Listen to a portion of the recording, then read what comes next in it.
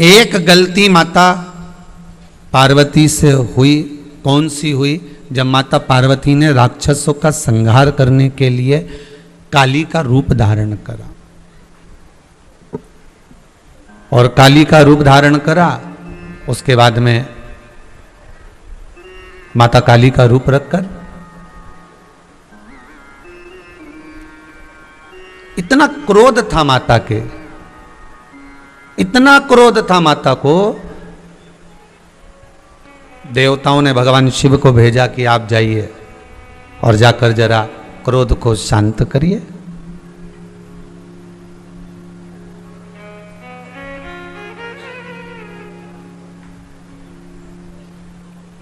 पिता को क्रोध आवे तो पत्नी कभी शांत नहीं कर सकती, बहुत सावधानी रखना पड़ेगी हो।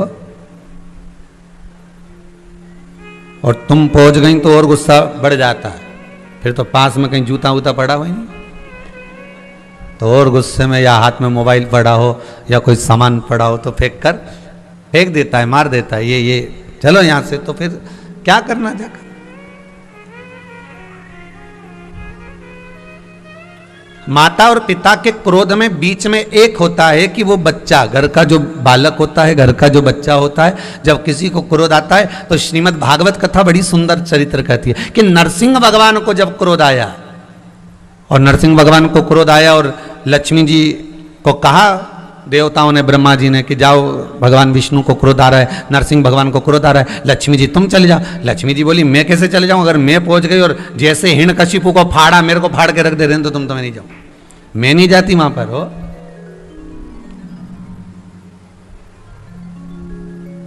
फिर लक्ष्मी जी ने कहा कि अगर क्रोध आ रहा है और कोई जाने वाला नहीं है, मान लो, और कोई नहीं जा सकता है, तो एक काम करा जाए कि घर का जो बच्चा है उसको भेजा जाए। लक्ष्मी जी ने प्रहलाद को भेज दिया, और जैसे ही प्रहलाद भगवान नरसिंह के सामने पहुंचा, प्रहलाद जैसे ही नरसिंह भगवान की साक्षी में पहुंचा, तो इतने में तो भगवान विष्णु नरसिंह भगवान प्रहलाद को जिह्वा से चाटने लगे। इतने में लक्ष्मी जी पहुंच गई कि अब इनका क्रोध समाप्त हो गया होगा। बस यही चरित्र हमारा शास्त्र कह रहा है कि अगर क्रोध आ रहा है, पति को क्रोध आवे तो पत्नी सामने ना आवे, और पत्नी को क्रोध आवे तो पति सामने ना आवे। और दूसरा एक बात और याद रखो अपनी जिंदगी में, जिस बात के लिए एक बार क्रोध आया है उस बात को दोबारा ना करा जाए।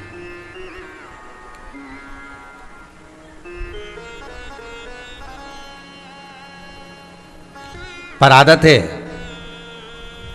एक बार जिस बात के लिए क्रोध आता है ना, जब दूसरी बार झगड़ा होता है ना, तो पुरानी बात जरूर घसीट के लाई जाती है।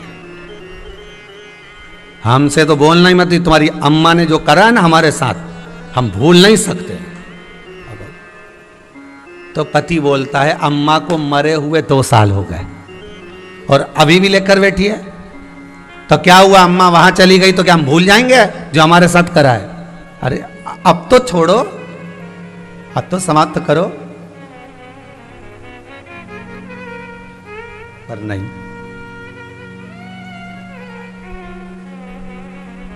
शिव जी से कहा आप जाकर क्रोध को समाप्त कर दो। कहते हैं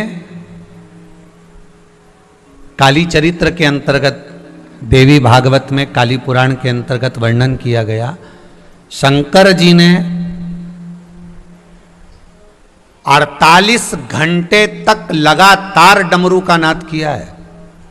काली चरित्र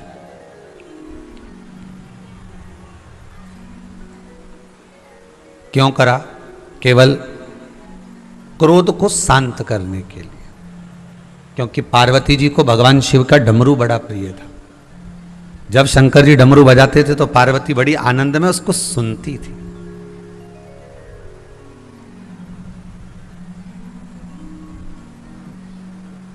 अब होता है कभी कभी पत्नी को क्रोध आवे तो पत्नी को जो प्रिय वस्तु हो कि इसको बाजार में से क्या क्या लाकर देना है, तो वो गुस्से में रहे तो तुम बाजार जाके कोई सामान थोड़ी ना ला सकते हो कि लेकर आ जाओगे कि मैं अभी आया जलेबी, इसको प्रिय जलेबी लेकर आता हूँ, ये गुस्सा कर रही जब तक जलेबी लाकर दे देता हूँ, तो तुम्हारी जलेबी का इंतजार करेगी क्या वो? अब शिवजी डमरू बजा रहे हैं, भगवान शंकर डमरू का नाद कर रहे हैं, और खूब डमरू भगवान शंकर ने बजाए।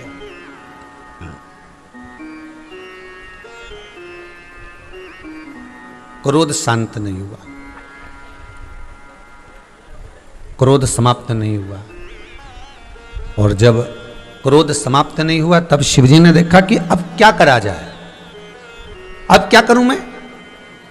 48 घंटे तक डमरू का नाद किया, त्रिशूल लेकर पार्वती के सामने, माता काली के सम्मुख में भगवान शिव इधर उधर, उनको जो प्रिय लगता था वो क्रम भी करा, पर फिर भी क्रोध समाप्त नहीं हुआ। और आखिरी में वो क्रोध समाप्त नहीं हुआ तो शंकर भगवान ने देख लिया कि ये जहां चरण रख रही है वहां चरण रखने से बड़े बड़े विकराल खड्डे होते चले जा रहे हैं।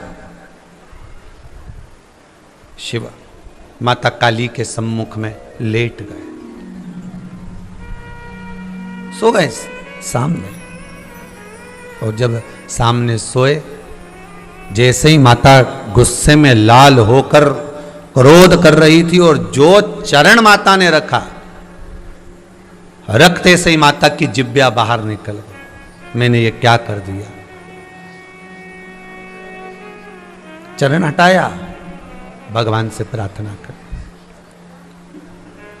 चरण हटा लिया।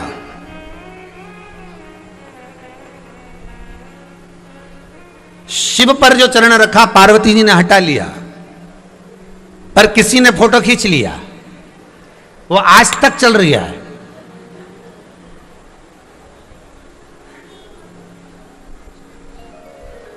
पार्वती जी ने कितना कितना अच्छा काम किया, माता काली ने कितना अच्छा काम करा, दुर्गा भवानी ने कितने अच्छे अच्छे काम करे, कितने राक्षसों का संहार करा, कितना विद्या अध्ययन कराया, कितना दान दिया, कितना पुण्य करा, कितना भजन करा, कितना सत्कर्म करा, कितनी विनती करी। ये फोटो नहीं खींचे गए, पर जहां शंकर के ऊपर पांव रखा फोटो खींच गया।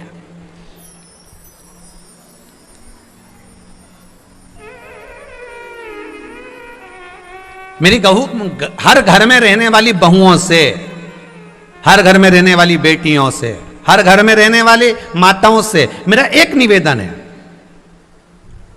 आप बोलो मना नहीं है, खूब बोलो मना नहीं है, पर अपने जीवन में कोई ऐसी वाणी मत बोलकर चले जाना जिससे वो वाणी दुनिया के लोग फोटो खींचकर रख लें। और हर वक्त तुम कितना भी अच्छा काम कर लेना, कितना भी अच्छा उनके साथ व्यवहार कर लेना, फिर भी ले देकर वो समय फिर याद आ जाएगा कि इसने मेरे साथ ऐसा किया।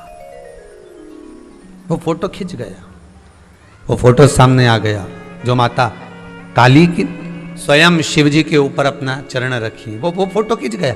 आप जीवन में कितना भी अच्छा कर लेना किसी के लिए, पत्नी को आप कितना भी अच्छा व्यवहार रखो, पति के साथ कितना भी अच्छा व्यवहार रखो, पढ़ो आप नाते रिश्ते कुटुंब कबीले, आप अपने कुटुंब अपने बुजुर्ग आदि के साथ कितना भी अच्छा व्यवहार कर लो, अपने मित्रों के साथ, अपने सहेलियों के साथ, अपने सखाओं के साथ में आप कितना भी अच्छा व्यवहार कर लो, पर आपने जिंदगी भर खूब दिया और अगर एक बार आपने अगर कोई बेकार काम कर दिया तो फोटो खिंच गया, बस वो फोटो खिंच जाता। और वो फोटो खिंच गया फिर वो जीवन में उतर गया। वो एक्सरे मशीन है, वो अंदर से उतार लेती है। फिर वो उस फोटो का तुम कितना भी अच्छा कर लेना, कितना भी भला कर लेना, फिर उसका कोई महत्व नहीं।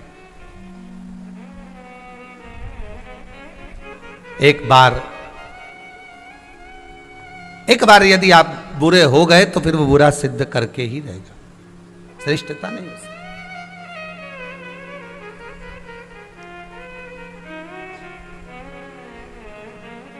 आज एक माता बड़ा सुंदर श्रृंगार कर कर गाय को केले खिला रही थी। अब गाय केला नहीं खाए, वो मुंह में फिर केला दे, गाय फिर केला नहीं खाए, ये फिर मुंह में केला दे, गाय फिर नहीं खाए। अब गाय इधर मुंडा करे और ये बढ़िया सिर पे पल्लू वल्लू लेके बढ़िया सज धज के बढ़िया खजूर वाली छोटी मोटी बना बुनू के और जोरदार आई और खूब वहीं रोड पे बढ़िया प्रेम से बाजार में जहाँ गाय खड़ी थी वहीं पर वहीं केला देती जा रही है, वहीं केला देती, पर नहीं खाए। अब आधा घंटा हो गया, वो गाय परेशान हो गई और गाय परेशान हुई तो उस गाय ने इसको फिर मारने के लिए दौड़ी तो ये भगी। अब ये तो भाग गई। वो गाय के पास में एक बैल खड़ा था, नांदिया। वह नांदिया ने, वो बैल ने गाय से पूछा, इतने प्रेम से वो तुझे केला खिला रही थी, क्यों नखरे कर रही थी, क्यों नहीं खा रही थी? गाय बोली इसके दरवाजे पे रोज जाती हूं, डंडा मार के भगा देती है, कभी रूखी रोटी तक नहीं देती, वो तो आज इसका जन्मदिन है इसलिए केला खिलाने आ गई थी।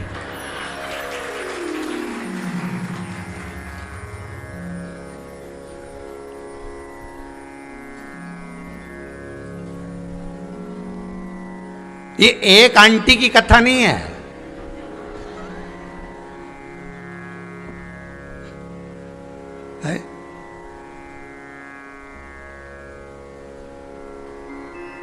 आज हमारी शादी की सालगिरह है, आज मैं गाय के एक रोटी खिलाऊंगी, आज मेरा जन्मदिन है, हॉस्पिटल में जाके मैं सारा मरीजों को केला बांटूंगी ना। 25 फोटो खिंचैया, मरीज पलंग के ऊपर ये एक केला दे दिया, बेचारा मरीज मन में सोचा आज मेरे को पूरा ही मार डाला, अभी तक तो जिंदा भी था, एक केला दे के हमारी जिंदगी पूरी बर्बाद कर दी। फोटो खिंचवा के सब दूर फेसबुक पे डाल दिया कि हमने मरीज के केला दिया। अरे विदुरानी की कथा को याद कर लो, भगवान कृष्ण विदुरानी के घर पर आए थे, एक केला लेकर नहीं आई थी, 2 दर्जन केले उठाकर लाई थी।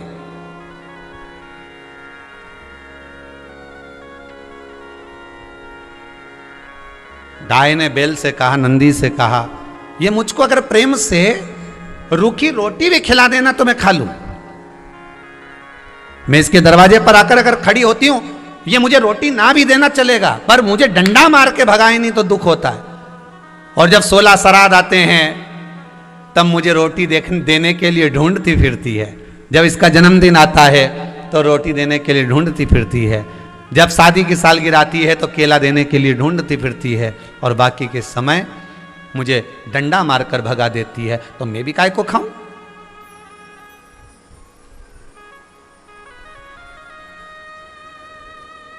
ये केवल खाने और ना खाने वाली बात नहीं है, ये तो स्वीकृति और ना स्वीकृति वाली बात है। अरे भाई, धेनु मानस के अंतर्गत लिखा है कि गौ माता को आप प्रेम से अगर एक ग्रास भी दे रहे हो, प्रेम से अगर आप एक जरा सा भाग भी प्रदान कर रहे हो, तो गौ माता उसको स्वीकार कर 33 कोटि देवताओं का पुण्य आपके खाते में डाल देती है। 33 कोटि देवताओं का पुण्य आपके खाते में दे। गौ माता के श्री विग्रह में 33 कोटि देवता विराजमान है, उनका सारा पुण्य भाग वो प्रदान कर रही है।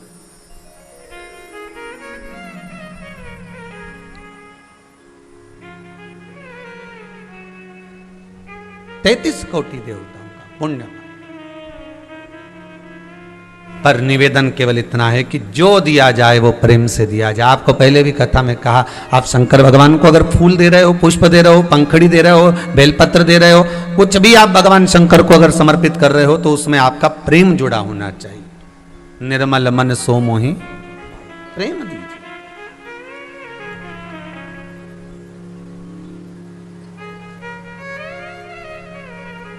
एक फोटो खिंच गया, वो चरण रखा हुआ, वो फोटो की मूर्ति आज तक मंदिरों में पूजी जा रही है, माता काली की।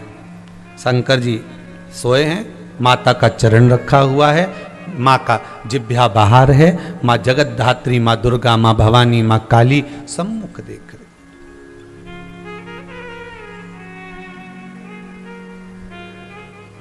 पर कभी आपने विचार करा, एक गलती माता से हो गई थी और उसका प्रायश्चित करने में माता को कई साल लग गए थे, कई वर्ष।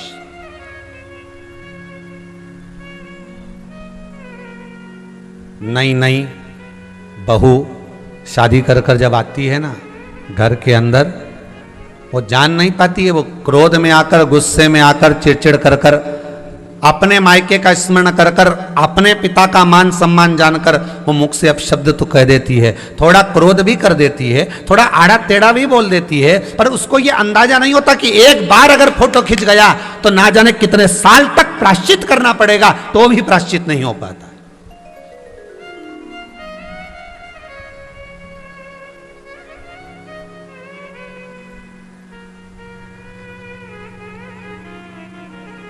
कितने वर्ष तक आप प्रायश्चित कर रहे हो? तो माता काली ने चरण तो एक बार रखा था, वर्षों वर्ष, हजारों वर्ष तक माता काली तप करती रही। माता काली वन वन भ्रमण करती रही।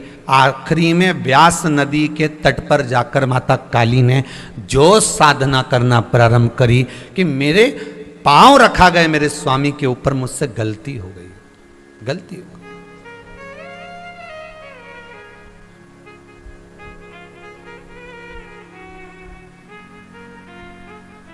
चरण रखा गया।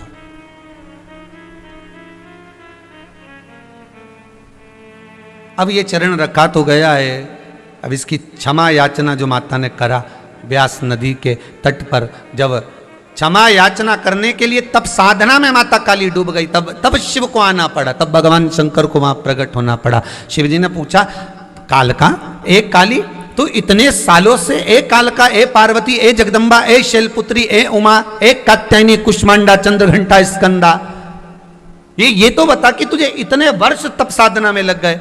पार्वती जी बोली, माता कालका बोली कि प्रभु बस आपकी तो बाट थी, आपका ही तो इंतजार था, गलती मैंने जिसके लिए करी है उससे क्षमा चाहिए मुझे। लड़ाई करी पति से, फोन करके सुना रही मायके में, मम्मी ऐसा हो गया, मम्मी वैसा हो गया। गलती पति से, तो फिर क्षमा किससे मांगना चाहिए? अरे जम के तो बोलो पति से ही मांगना है ना, और पति से गलती हो गई तो क्षमा मांग लो, क्या क्या दिक्कत है भाई? अगर पुत्र से पिता के प्रति गलती हुई है तो पुत्र क्षमा मांग ले पिता से।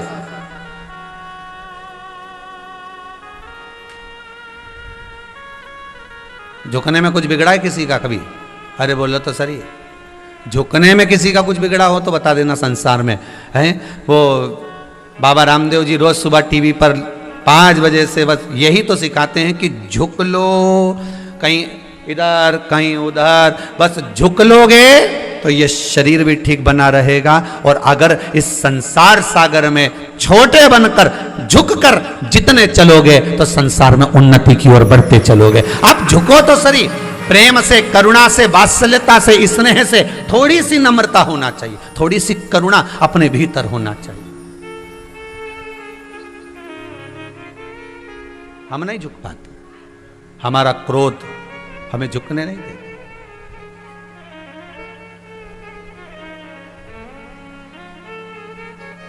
पार्वती मैया, मां जगत जननी, मां जगत धात्री, मां दुर्गा भवानी, आद्य शक्ति मां कालका व्यास नदी के घाट पर बैठकर, व्यास नदी के तट पर बैठकर जब तप साधना में डूबी, तब शिव का आगमन हुआ। शंकर भगवान ने आकर पूछा, क्या बात है कालका, क्या हो गया तुमको? माता पार्वती जी कहती हैं कि मेरा चरण आपकी छाती पर रखा गया, आपके ऊपर रखा गया, उसका मुझे बहुत दुख है, उसका मुझे बहुत गम है, बहुत दुख है।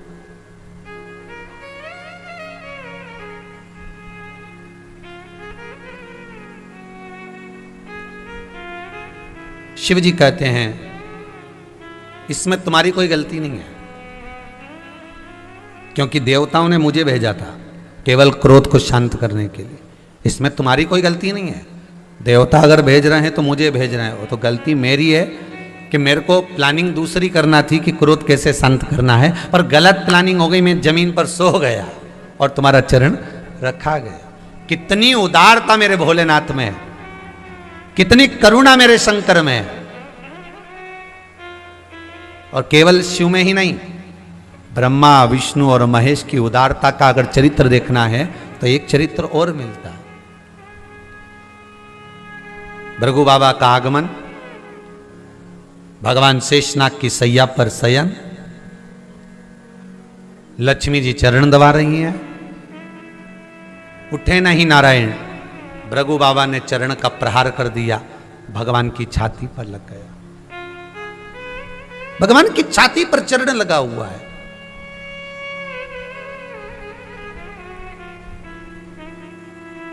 भगवान विष्णु उठे, लक्ष्मी जरा दौड़कर जाइए, जल्दी से चंदन का कटोरा लाइए,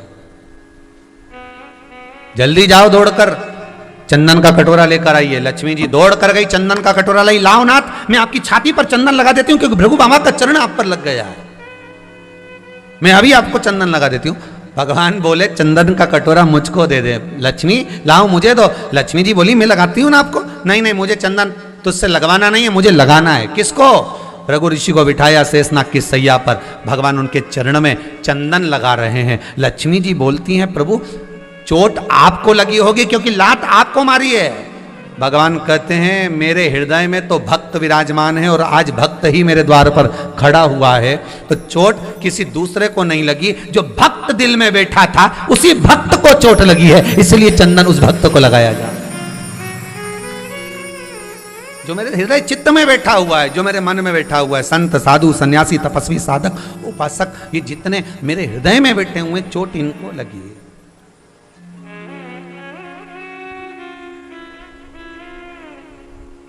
चंदन लगा दूं मिला, और चंदन भगवान भृगु बाबा के चरणारविंद में लगा रहे हैं। भृगु बाबा के मन में आया कि बताओ चंदन और मुझे लगा रहे हैं और छाती में इनको लगी है। भगवान ने भी कह दिया मैं वर देता हूं। भृगु बाबा बोले नारायण तुम्हारी छाती पर जो चोट लगी है मेरे चरण का चिन्ह कभी नहीं मिटेगा, वो रहेगा, वो रहेगा। और जब तक मेरे स्वरूप में चरण का चिन्ह है, चरण का चिन्ह,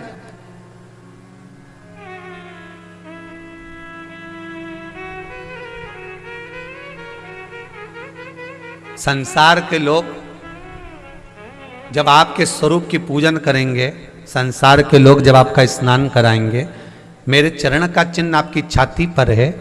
जब आपका स्नान होगा तो मेरे चरण का भी स्नान होगा। आपके घर में लड्डू गोपाल हैं सबके यहाँ? जितने लोग आस्था पर कथा सुन रहे हो, जितने लोग फेसबुक यूट्यूब पर कथा सुन रहे हो, कुबेरेश्वर बाबा की इस धरा से कथा सुन रहे हो, आपके घर में लड्डू गोपाल होंगे तो लड्डू गोपाल की अगर स्वरूप देखेंगे कपड़े हटाकर तो भगवान का चरण का चिन्ह उनकी छाती पर आपको नजर आएगा।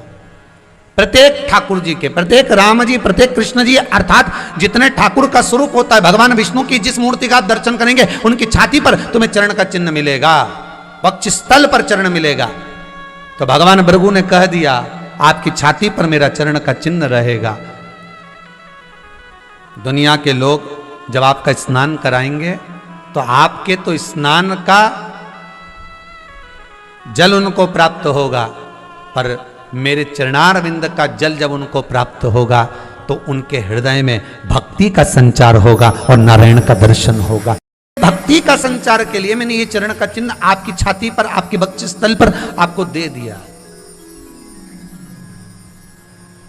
ये चरण का चिन्ह मैंने आपको दिया, ये चरणारविंद का चिन्ह आपको प्रदान कर दिया।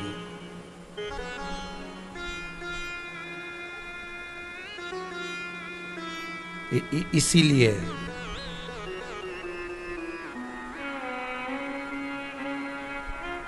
भगवान के चरणों की रज, भगवान के चरणों का जो सुख है वो सुख, गलती तुम्हारी नहीं है पार्वती, गलती तुम्हारी नहीं है पार्वती, गलती तो हमारी है जो हम जमीन पर सो गए, हम मोबाइल रख दिया साइड में, ठीक है।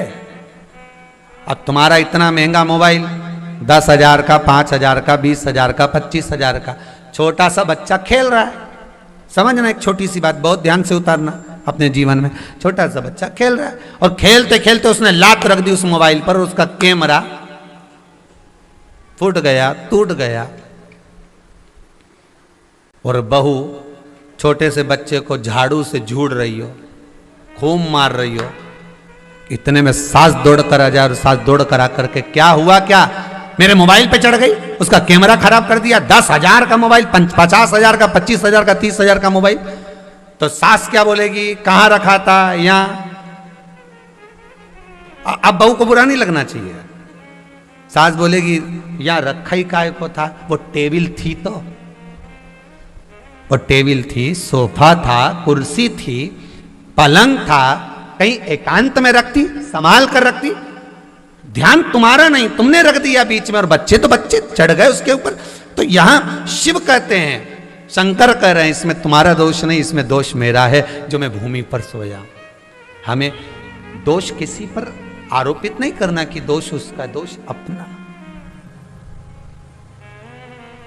दुनिया के बहुत कम लोग होते हैं जो अपना दोष स्वीकार करते हैं।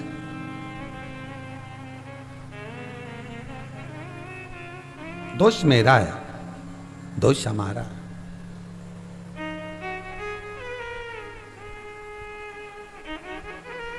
और गलती मुझसे हो गई, क्षमा चाहता हूं।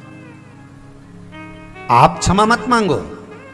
माता काल का कहती है, माता काली कहती है आप क्षमा मत मांगो। पत्नी कई बार गलती कर जाती है, पति मम्मी के पास जाकर कहता है मम्मी क्षमा कर दो, वो तो उसमें तो बुद्धि नहीं है। माँ कहती है तू क्यों क्षमा मांग रहा है बेटा, तुझे क्षमा की जरूरत क्या है, तुझे सॉरी कहने की जरूरत क्या है। गलती किसी ने करी है तो क्षमा वो मांग लेगा, समय आने पर मांगेगी क्षमा, तुम चिंता मत करो। पर शिव पुराण कहती है, शंकर कह रहे हैं कि गलती में नहीं नहीं नहीं नहीं स्वामी, पार्वती जी कह रही हैं, माता काल का कह रही, माता काली कह रही है कि गलती मुझसे हो गई। बस यही जीवन की एक बहुत सुंदर गाड़ी है, बहुत सुंदर रास्ता, बहुत सुंदर मार्ग है। जीवन का सबसे सुंदर चरित्र अगर कोई है तो यह काली और शिव की कथा है कि शंकर कह रहे हैं गलती मुझसे हुई है, पार्वती जी कह रही हैं गलती मुझसे हुई है। अर्थात दोनों समझने को तैयार हो गए कि गलती तो हुई है, उसको संवार लिया जाए और संवारने के बाद आगे जीवन में फिर उसको उतारा ना जाए, उस गलती को फिर सुधार कर चलना, उस गलती को फिर संवार कर चलना।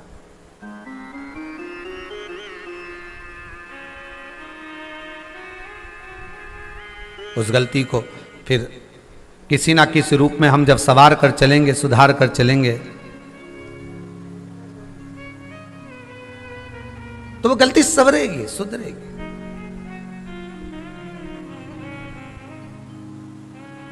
एक माताजी ने, किसी ने आज फोन करा था ऑफिस में और कह रही थी कि हमसे गलती ये हो गई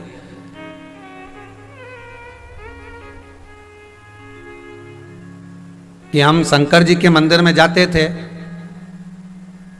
और शंकर जी के मंदिर का ही पानी भरकर, शंकर जी के मंदिर का ही कलश उठाकर, शंकर जी का ही वहीं का लोटा उठाकर शिव जी को चढ़ाते थे। और हमने आज पहली बार कथा में सुना महाराज जी की, उन्हें कहीं अभी तक नहीं सुना होगा, तो पहली बार कथा में सुना कि शंकर जी के ऊपर पानी घर का ले जाकर चढ़ाना चाहिए, पर हमने तो वहाँ का पानी उठाकर चढ़ा दिया। तो उसमें हमने बहुत दोष करा है, बहुत गलती करी। तो क्षमा क्या हो सकती, उसके लिए क्षमा क्या, उसके लिए याचना क्या। शिव महापुराण की कथा कहती है आपने बस दिल से कह दिया ना शंकर के पास जाकर कि अब गलती हो गई, अब नहीं होगी, यही क्षमा।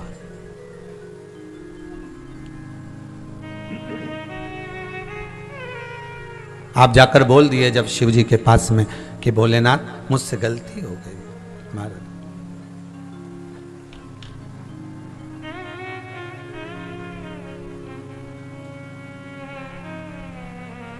बस इस मन को समझा लेना, सवार लेना, सुधार लेना, यही गलती की।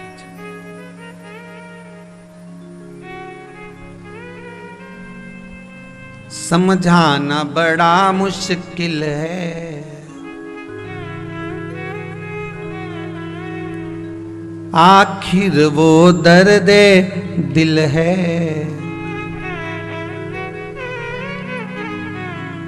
सच्चा दरबार सजा है, ये भोले की महफिल है। सच्चा दरबार सजा है, ये भोले की महफिल है। काली माँ शिव से क्षमा मांग रही, शंकर भगवान काली माता से क्षमा मांग। हो गई गलती, हो जाती है। झुकना जीते की पहचान है, अकड़ना मुर्दे की शान है। जो अकड़ रहा है वो समझ लो कि मर चुका है। भले वो जीवित हो, अपनी जगह पर है, पर वो मर चुका, वो मर चुका। उसका अहंकार, उसकी अभिमानता, उसकी अकड़ मरे के तुम। शिव चरित्र कह रहे। एक पात्र में अगर थोड़ा सा दूध भी हमने लेकर, थोड़ा सा दूध का भाग अगर हम लेकर शिव के दरवाजे तक जा रहे हैं, शंकर की चौखट तक अगर हम पहुंच रहे हैं,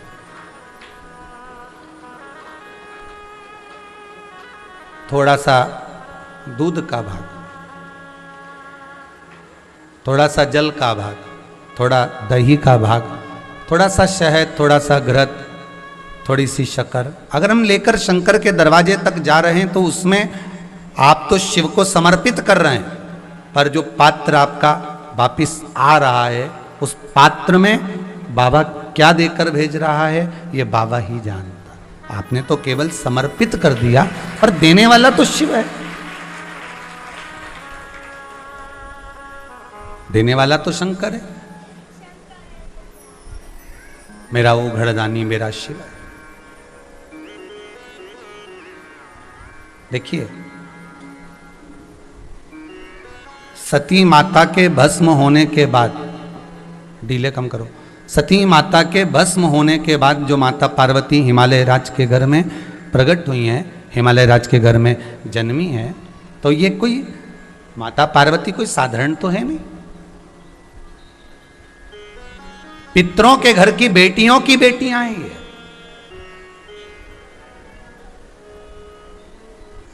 और इनका तप बल साधना कोई साधारण नहीं हो सकती महाराज, इनकी तप बल साधना बड़ी बड़ी प्रबल है, बड़ी प्रबल।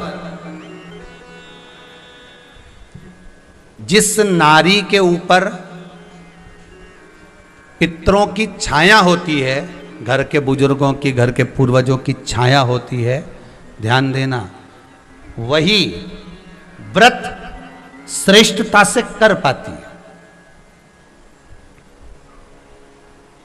व्रत की श्रेष्ठता उसमें अपने आप आ जाती है। अगर उसके साथ में अगर पितरों की कृपा है, तो पूर्वजों का अगर आशीर्वाद है, तो व्रत वो अच्छे से कर सकेगी।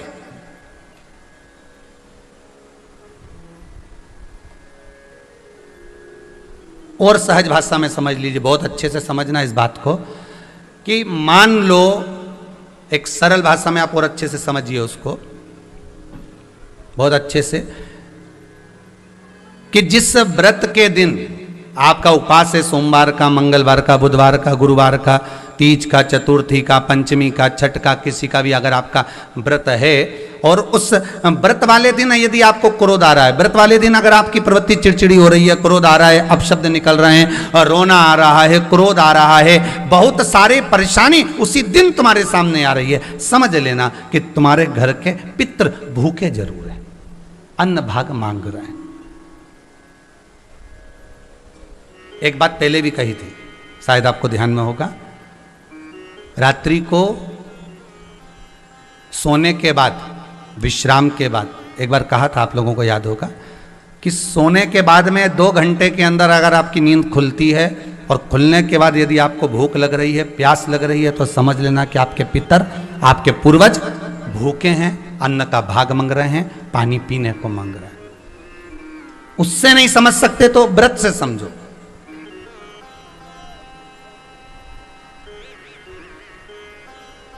व्रत से समझ लो। मान लो आपने व्रत किया और आपकी प्रवृत्ति चिड़चिड़ हो रही है, क्रोध आ रहा है, अपशब्द निकल रहे हैं, ताने निकल रहे हैं, या कोई कुछ कहकर चले गया और आपकी आंखों में अश्रु भर रहे हैं, आपकी आंखों में आंसू आ रहे हैं, तो वो श्रेष्ठ व्रत नहीं हो सकता, उसमें दुख है। पुष्प ताजा है तो आप भगवान को दोगे, सही है कि गलत है? केला अच्छा है तो भगवान को दोगे, वो काला पड़ गया तो तुम भगवान को दोगे क्या? अंदर से गल चुका है तो भगवान को दोगे क्या? नहीं।